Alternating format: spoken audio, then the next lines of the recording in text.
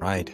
Good day, everyone. I am really glad to welcome you all to this session here on Purify. Today, we're here in another PIMVendors.com webinar.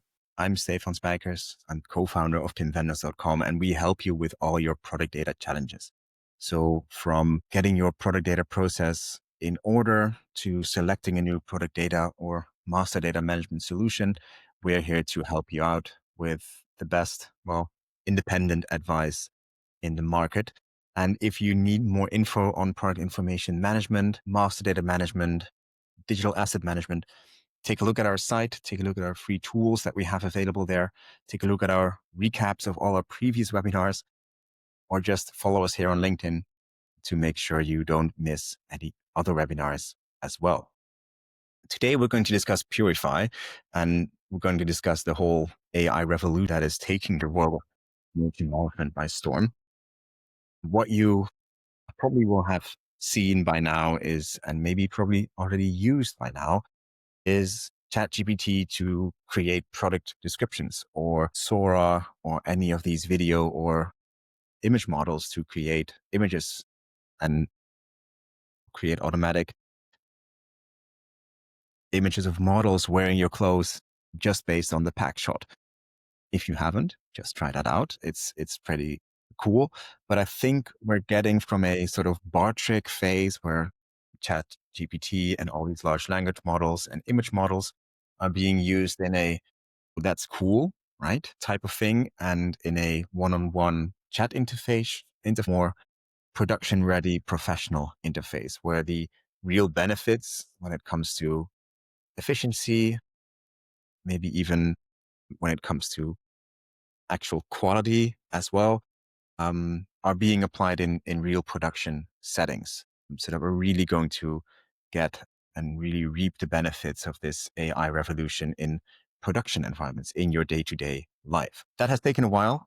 It has been 2.5 years, 3 years since the launch of ChatGPT. I should check my notes, but we're getting there. And I think we're at the cusp of a launch of many interesting tools like the one that we're discussing today here with Gregory and John and Thibault. So if you have any questions for them during the presentation, we'll dive into Purify PIM and their vision on this intersection of AI and product data today. But if you have any questions for them, please use the comment box on your right-hand side and on LinkedIn.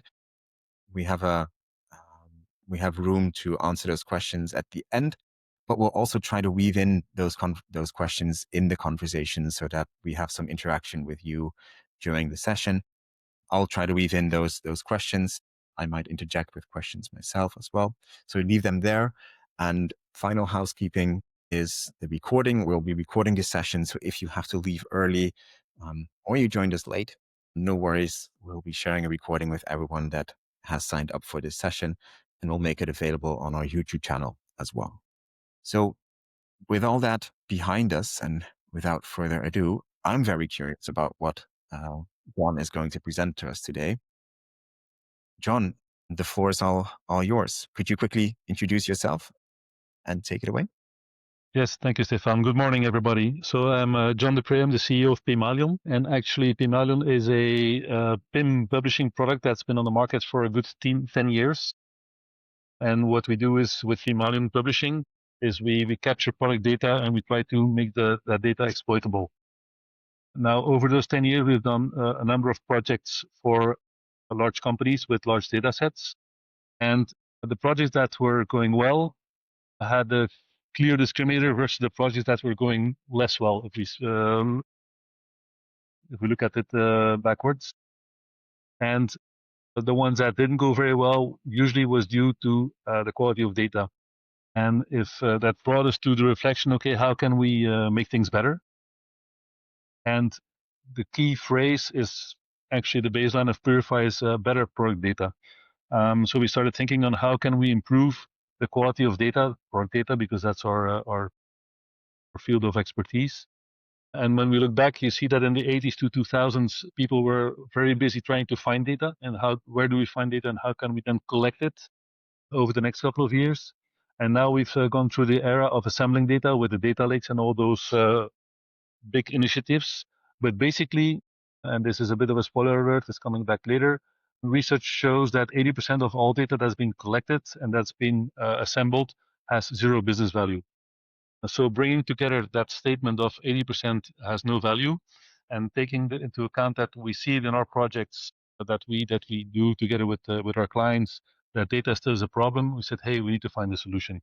So now we declared this the new era as of 2025 is adding value to data, of course, via Purify. And if you look at your data initiatives, you can actually all categorize them in the magic 4 quadrants, but not the Gartner ones.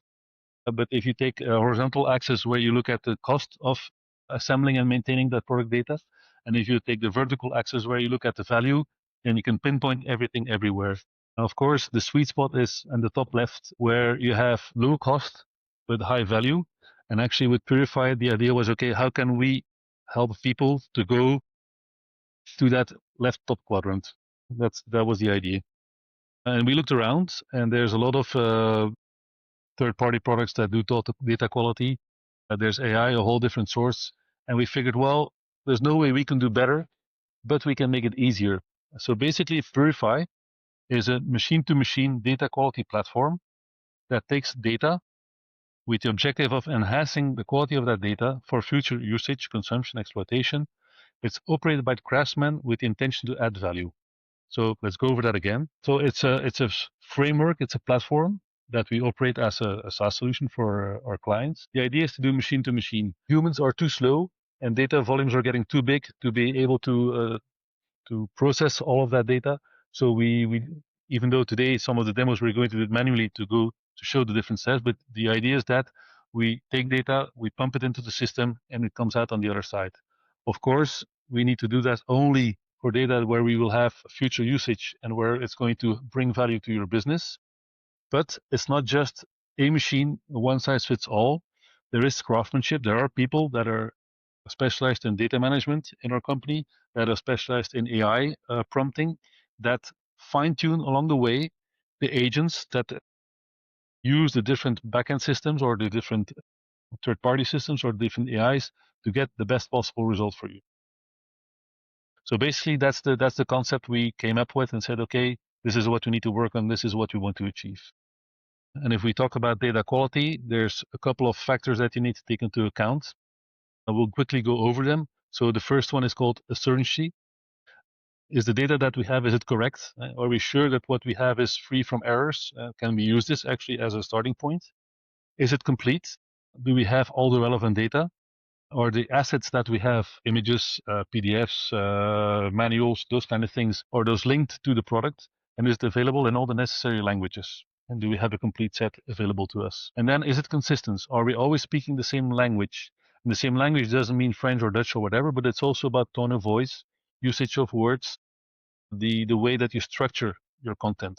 So people find their way around your content easily.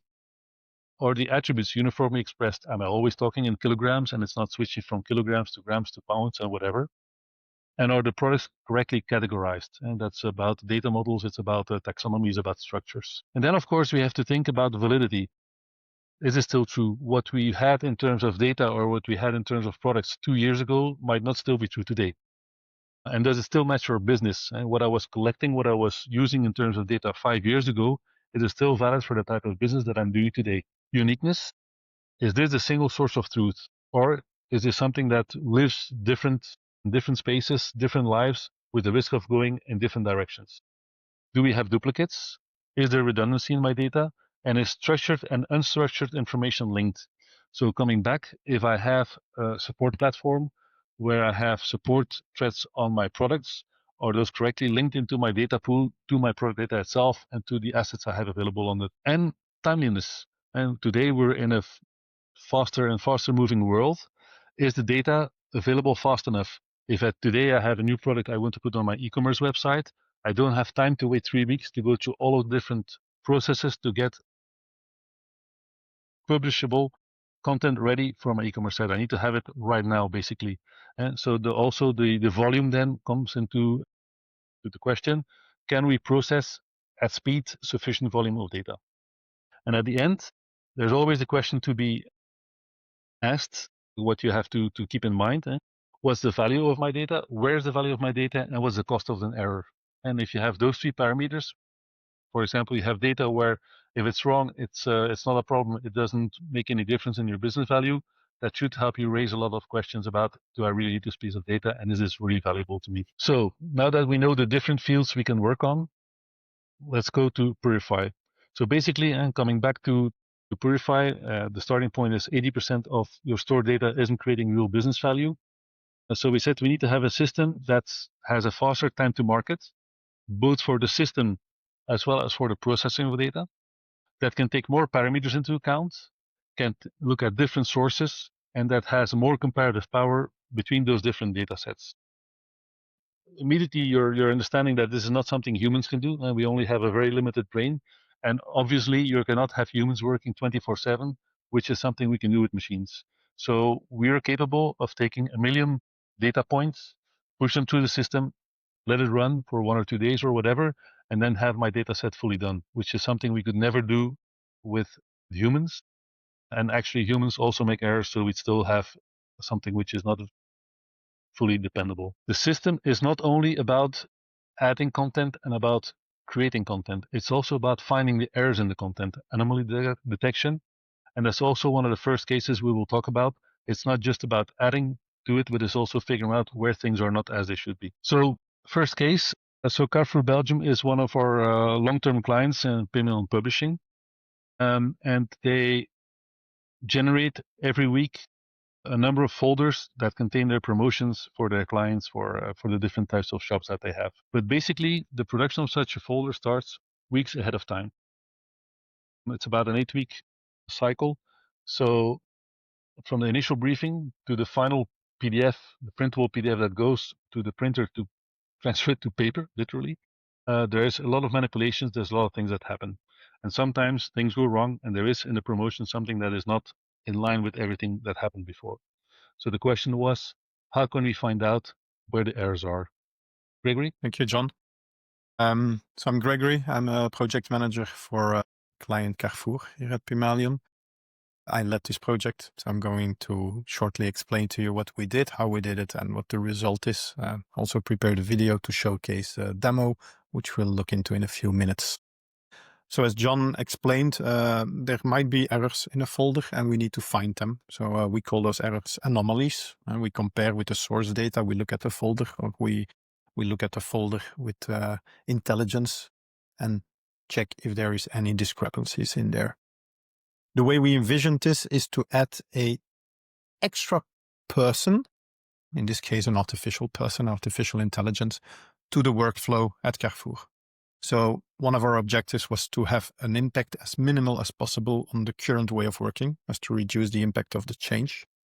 And we created this AI reviewer who fits in nicely into the workflow. We will see in the video, there's a step where we say, okay, AI reviewer, now please review this folder. The AI reviewer will do its work.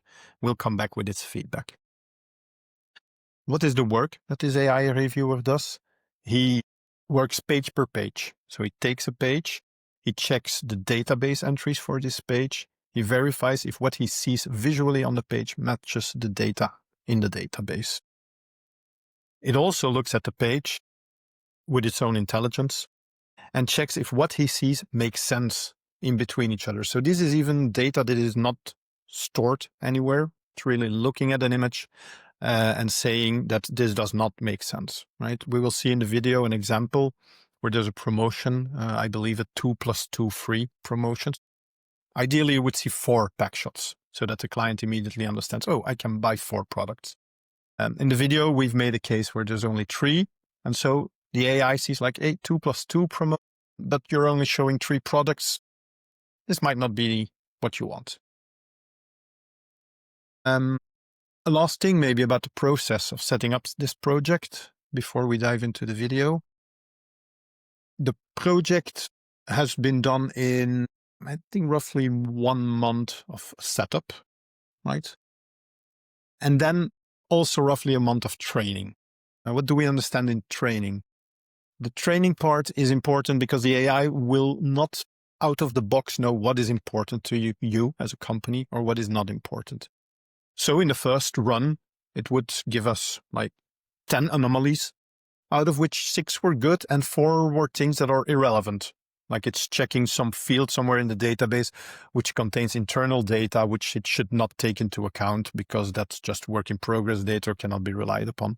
And so during this month, we refined and refined until we get to a system that has almost only true positive anomalies.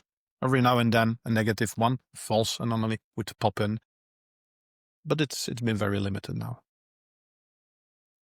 So I will share with you the video. What you will see is a fake promotional folder of Carrefour, which we set up for this demo.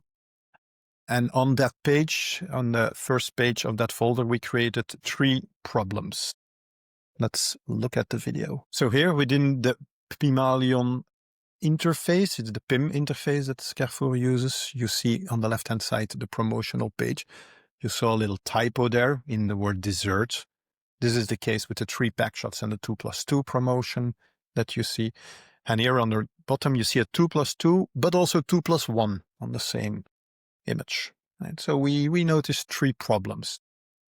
At the right time, Carrefour and its agency working on the folder will say AI review to be done. So they manually launch the AI review. It takes a few moments. I think it takes about 1 to 2 minutes. And they want you to look at a blank screen for 2 minutes. And then it updates the annotation feed. So this is the reviewing tool within Pymalion that has been updated by the AI to say that there are 3 problems. So, of course, in this case, it found the 3 problems we wanted it to find. It found the typo in the dessert crème. It found the 2+1 in the image, but 2+2 in the database on the right-hand side at the bottom. And it only correctly spotted that there are only 3 pack shots in the image, but the promotion says 2+2. And from here, the whole flow actually reintegrates the normal workflow of Carrefour, where human people working on the folder will review these anomalies, will treat them, will make the corrections, and then run the reviewer again to check if there's nothing new that has been introduced as a problem before they're submitting this for further approval to human reviewers. We've had already in the first couple of weeks of use, great success, Carrefour commenting us that the tool has found issues that the human reviewers did not find, right? The demo case here is pretty straightforward, but we have pages where there's way more text, like a lot of wine on one single page. So it's tedious for a human to go through. The AI doesn't get bored of it, doesn't get tired of it, spots the errors correctly. That's the demo for Carrefour. Thank you, Gregory. And I think it's very important to notice that we come back to the craftsmanship. It's not just a solution that we build ourselves, but it's finding the right tools that help you to do the OCR, to do the promotion detection, to do the product extraction. And there's all different AIs, all different tools that are attacked by different agents. And also the fact that during the course of initially the startup and maybe further on, we have our people monitoring what's happening and trying to fine-tune things to make sure we get the best possible result. And of course, as Gregory was saying, in the first week of use, Purify found issues in the promotional folder that human reviewers have missed. So that's actually a clear proof that it's working. It's adding value to the process. Another fairly equal scenario was one where we had a client that had a bunch of PDF invoices and scanned images of invoices, and they wanted to know, out of all of those invoices for a period of a year, what were the different products that were on those invoices, have statistics, but also that product data. So we did a quick project where we OCR'd all of those files, PDFs, images, whatever. We detected the products that were on there with their prices. If it's a product that we didn't know yet already in the database, we created it with the data that we collected. If it's one that was already in the database, we updated it with the data that was not there yet, the new data and the new pricing, and updated the KPIs, and then exported that to their system. So this is a case where it's in a way similar to the previous one, but it's a little bit different because we store the data internally to then output it to their ecosystem. So it's important to note that although the previous example was Pymalion publishing plus Purify, that Purify can operate fully independently within your ecosystem without any links to the rest of the Pimalion suite. So we have clients where we can integrate with Akeneo, with other PIM systems. We can get data from SAP and other systems. It can be Excel files, it can be whatever you want. Another one, and that's a very important one, I think, for the future, is product alignment. So here we actually get product data. We identify for each of the products where it actually fits into a taxonomy. So let's say it's a do-it-yourself, it's an electrical tool, and it's a grinder. We know that in the taxonomy, that type of product, it has a certain data model. So a grinder has a weight, it has an RPMs, it has a size of the disk. Is it with battery or is it with an electrical wire? And then we, over all of the grinders that are in the data set, that are at the same location in the taxonomy that use the same data model, we align all of the attributes and all of the data that we have. So we make sure that all of the RPMs are in thousands. It's 3,200, 4,000, whatever. We align the disk sizes, so it's 15 or 12 centimeters or bigger ones. We align the weights to put them everywhere in kilograms. And so you don't have somewhere 3.2 and somewhere else you have 3,200. And then we export that back. So this is a typical product alignment. And this would be one of those cases where we could potentially do a one-shot, where we take your product database, we go over it, we clean up everything, we hand it back over to you for integration into your current system. So there's minimum impact. And if you want, every couple of months, we can do a realignment of the new products that came in there. Of course, probably a lot of you are in the e-commerce business or trying to sell online or whatever, and you have products. Challenge there in many cases is, where do I get relevant data for my product to show on my e-commerce site? And we have clients that get from their distributors, they get a brand and they get some kind of a reference, an EAN number or the number of the producer for the product, but not a lot more. So what we do there is we do an enrichment phase where we take the product with the data that we have and we try to complete the data set. We do search for assets, images, manuals, and accompanying documents. We align the content that we have, which initially is more or less standard AI talk chat. We try to align it with the tone of voice of the client and his clients, and then we do the translation. And then at the end, we give that back to the e-commerce system for exploitation. And for this, we also have a couple of demos that we will show you. So that's the first step. So I started from virtually nothing, and I created my initial data set. So now let's see how we can continue. And this is just a quick question, John. This is, you can just download this as an Excel to import it in your PIM or in your e-commerce system or in your ERP? Exactly. So we have the process where we deliver an Excel file or a CSV or whatever, and then you manually can distribute into your system, which is a good case if you want to do one shots or you want to do something like every couple of weeks. We also have the cases where we have agents that connect at the end to redistribute that data within your ecosystem on an automatic way. And so it is basically, and can you integrate this into your tooling live? Like if I don't want to leave my interface of my e-commerce system, I just want to create an API connection to Purify? Yes. That's actually the preferred case, if I can put it that way. And that's why we call it the machine to machine. Basically, if you have your systems, I have a dream, let's put it that way. You have your current ecosystem where you have your SAPs and the likes that generate product data. And then you want to put that on your e-commerce site in a Magento or whatever. We want to be in between as a service module, let's call it like that, where we get the data from the different sources. We purify, let's put it that way, that data, and then we shift it to your e-commerce system for exploitation. So the data will basically not live long-term within Purify, and that's a conscious choice that we made. We are not a PIM, we are not a database, long-term storage, whatever.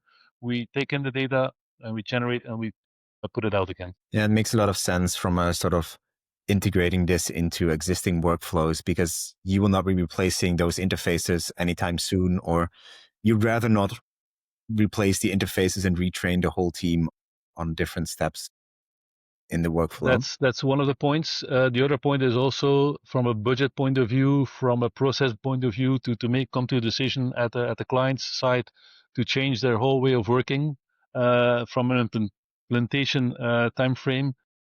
All of those points that we try to avoid basically by working this way. Yeah, super interesting. But then from that implementation standpoint, well, I'm not sure what you have in store for us. So I'll let you finish the presentation first, and then we'll get to my other questions. We'll talk about the implementation right after this. Just hold on a second. Right. So let's go to the next video where we start with the data that we had and continue the process. So we're getting there. Next step, voila. I have pictures, I have text, voila. So now I should have a full product description with assets in my tone of voice. So the last step is to basically make sure I get a translation. I'm glad that you're as impatient as I am when it comes to these AI things and refreshing the screen. This is cool stuff. I'm interrupting you, John, sorry, but I like how it is abstracted away from the actual user, right? So what I see customers struggling with is the copywriter doesn't want to, or maybe wants to set up the prompt once, but they don't want to be distracted by this interface, if that makes sense. Yep. But as a head of content or head of marketing, I want to have fine-grained control on my tone of voice, and I want to manage that on this level, right? I like the split of different interfaces for different use cases, basically. Correct. So basically, and now we're coming back to the framework part. So we have a library of agents, we call them, that we can stitch them together. And if you look at the different cases we have, those are the puzzle pieces. And depending on what is your business problem, we can take different pieces of the puzzle and put them together, and the order could be different, with the idea of initially test driving the system with a couple of products like we did here, and to craft the first prompts and the first selection of third-party tools we're going to put behind it. Of course, ultimately, once we have done a successful testing phase, the idea is that we go bulk, and that basically the humans don't have to interact anymore. Here it's nice to have one product and to see in detail what happens, and you need to do that in the initial phase, and we'll be offloading a lot of that work on our shoulders and offloading it from your shoulders. So that's our addition to the project. Of course, we need you and your knowledge of your clients, products, and business to feed us and to validate as well what we're doing. But at the end of the day, the idea is that it becomes an automatic system, and actually your head of content or your product managers within the company, they don't have to worry about this anymore. They know that if they find a product, they know that it's going to end up on the website with the necessary assets, with all of the data in the right tone of voice for all the different languages, without them having to fight a whole bunch of process and people to get things sorted.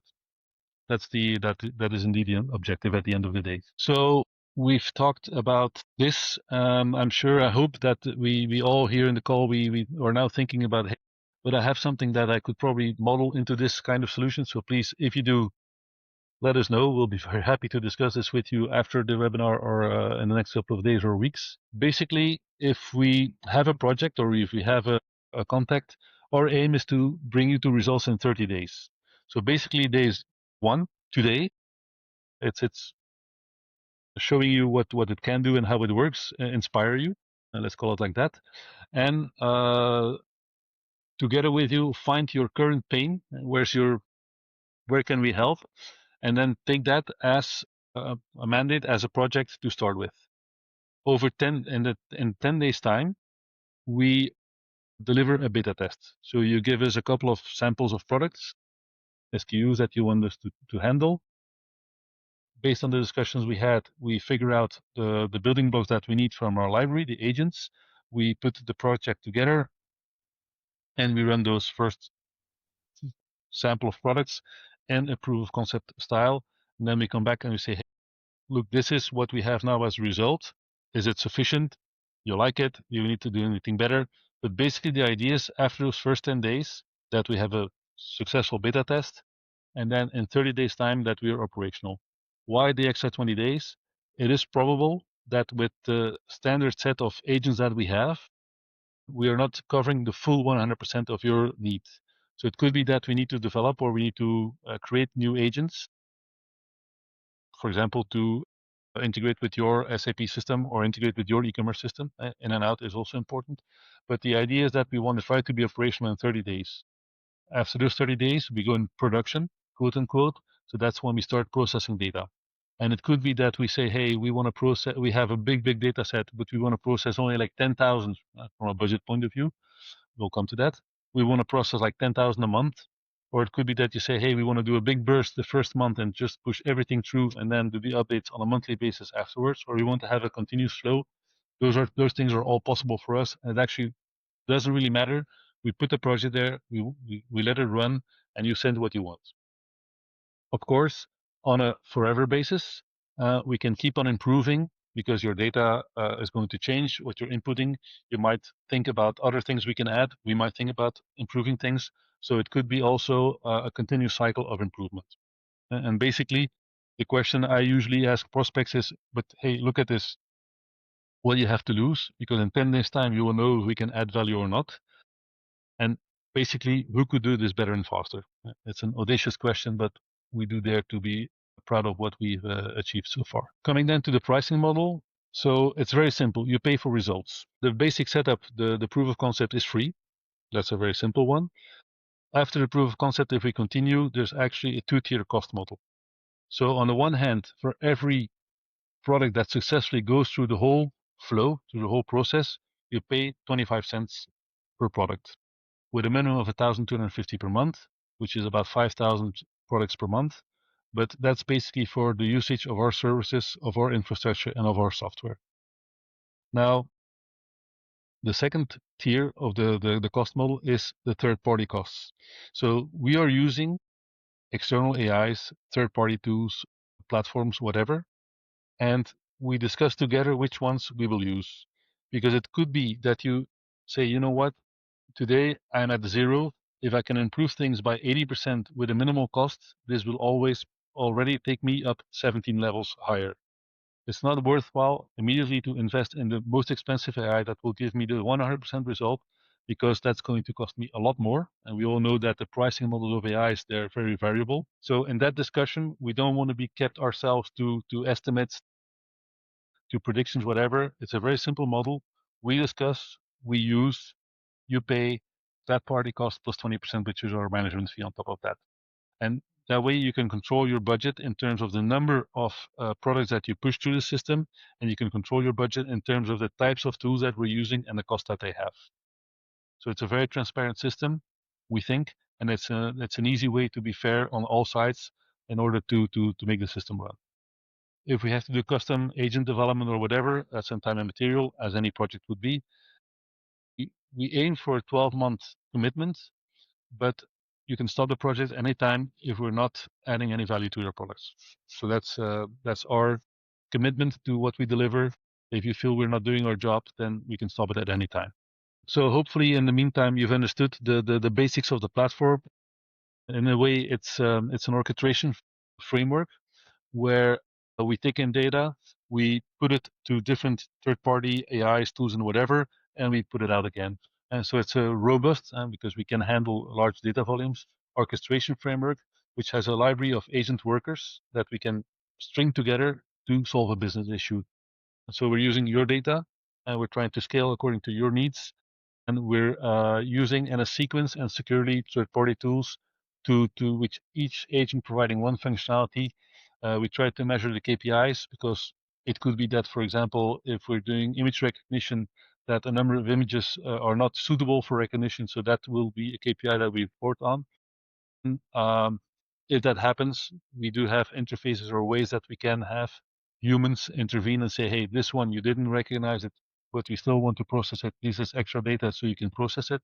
Or you can say, hey, you know what, let's forget about it. So in terms of the example you saw with Carrefour, the anomalies are reported within the context of Pimalion publishing, and it's humans that can either correct the error or say, you know what, 2 + 2 with 3 pack shots, that's fine by me, we'll ignore it.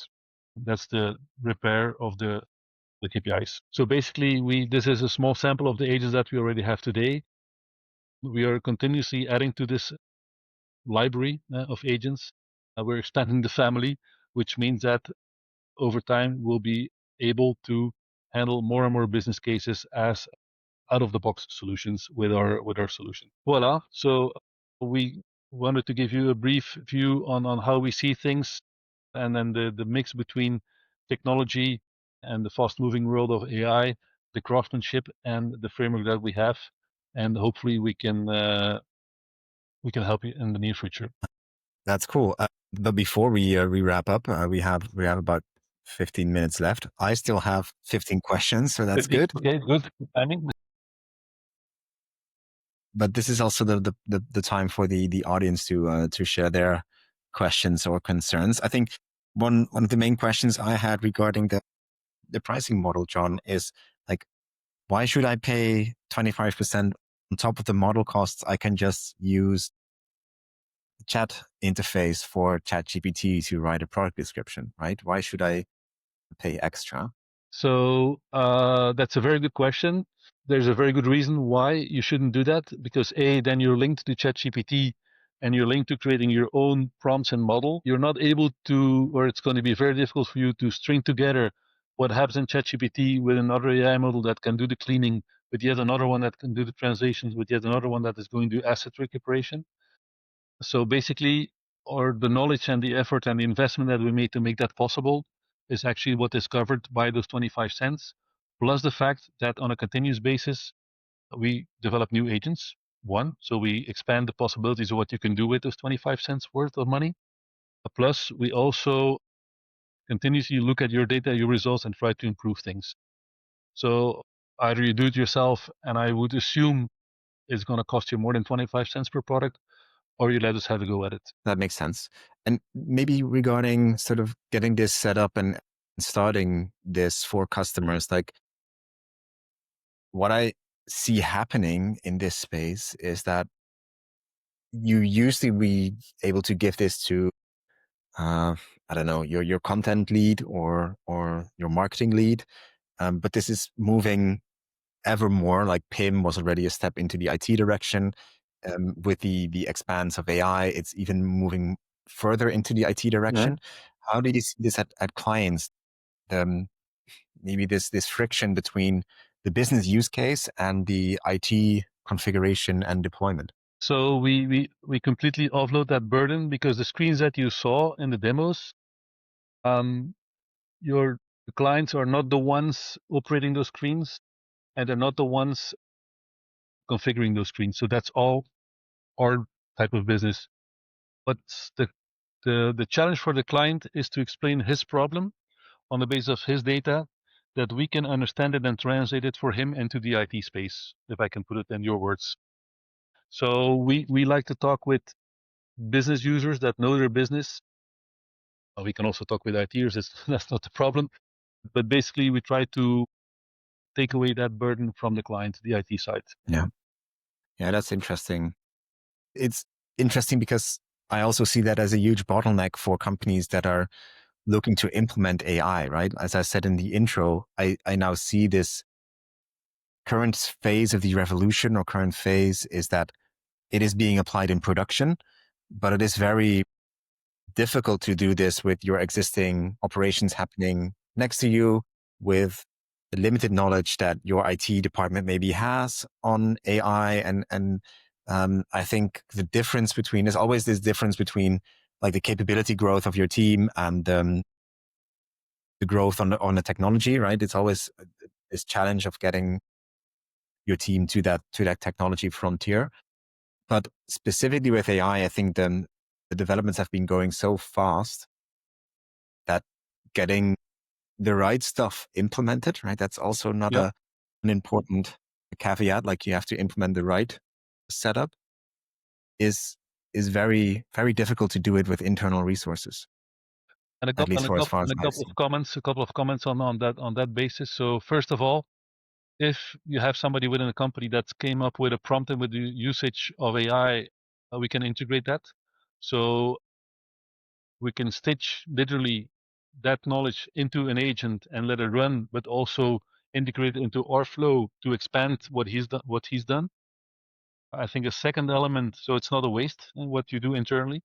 A second element is that we have people that are specifically living, breathing AI, and they have a much better, I dare to say, follow of what's happening and what's moving and what's improving.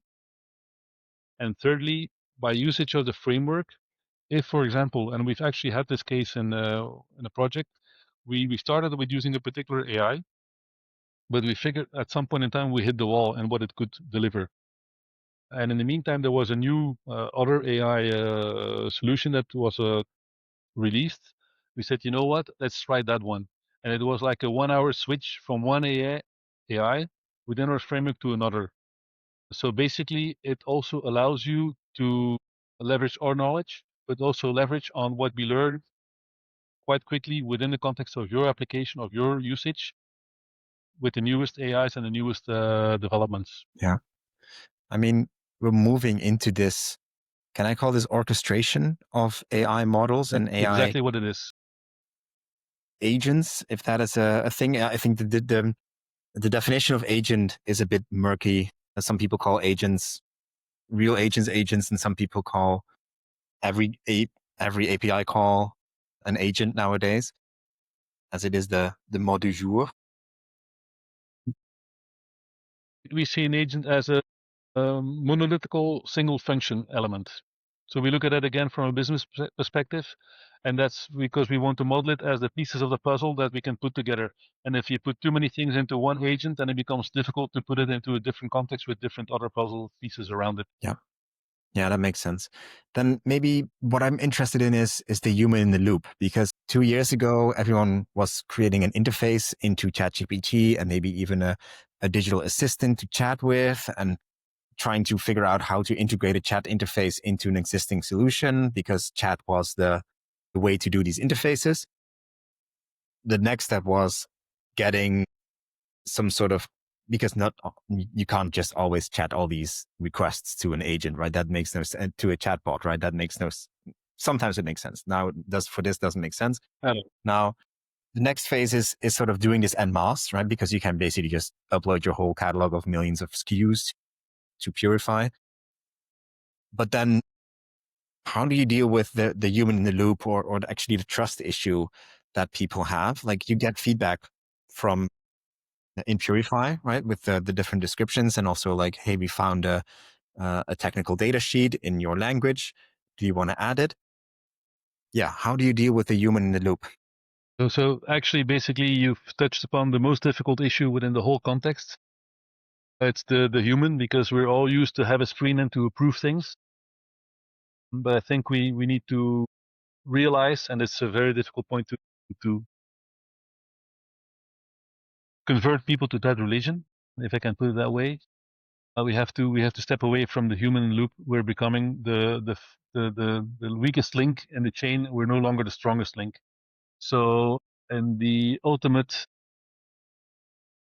application of Purify, there are no humans in the loop. Of course, that's a dream. So that's why, for example, for Carrefour, you see that we integrate the remarks of the AI, because we could easily correct them via AI. So we do create the annotations within the flow.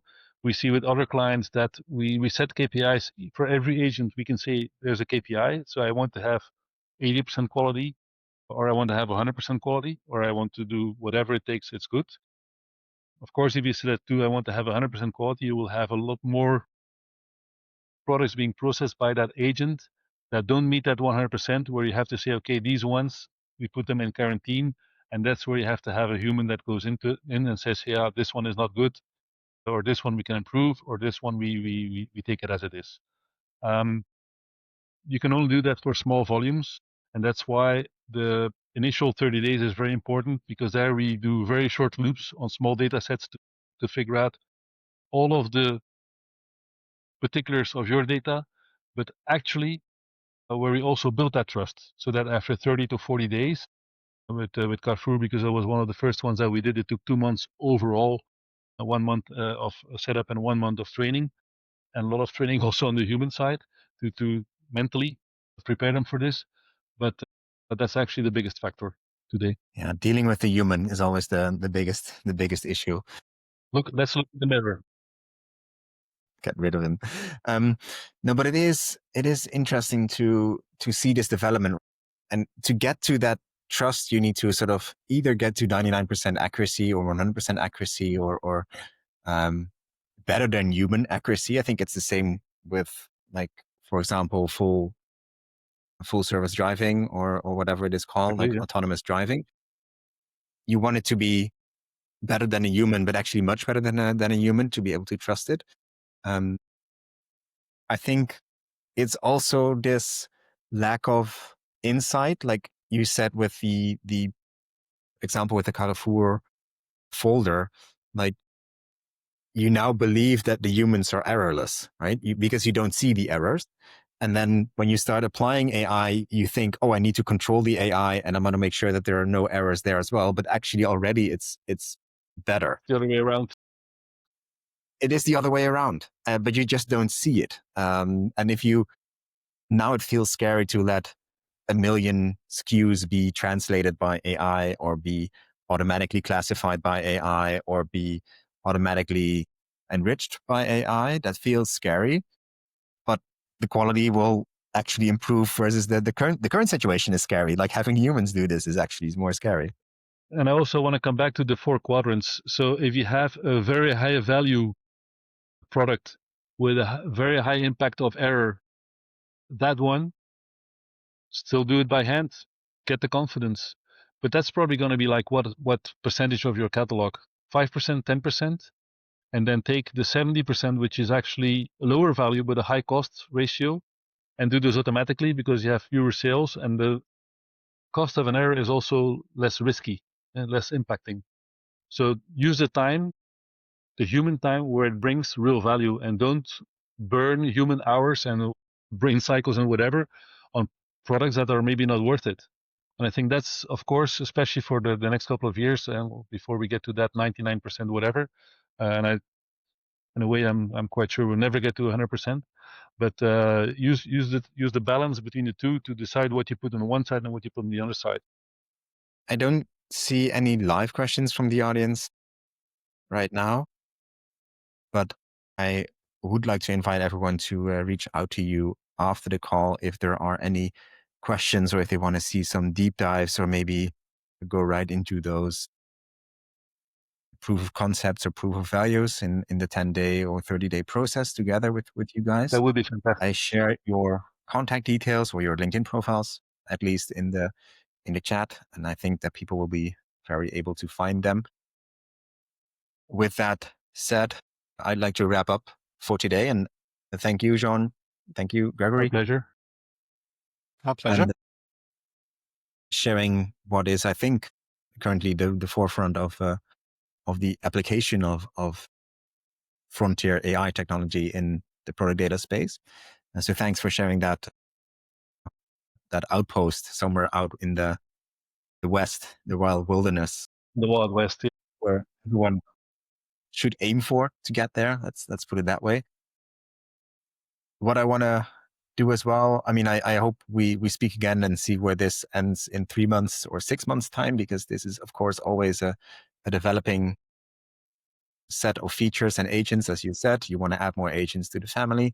Very curious where you end up in 6 months. For the audience, so are we in a way further away? Don't leave us stranded here on Earth while you go on over and explore Mars. For the audience, thanks for joining us today, both on LinkedIn and on YouTube. It was a pleasure to host you guys, and we have a lot of events coming up. So stick around, follow our page on LinkedIn, and see you there. Thanks again, and see you soon. Bye-bye. Cheers. Bye-bye. Bye.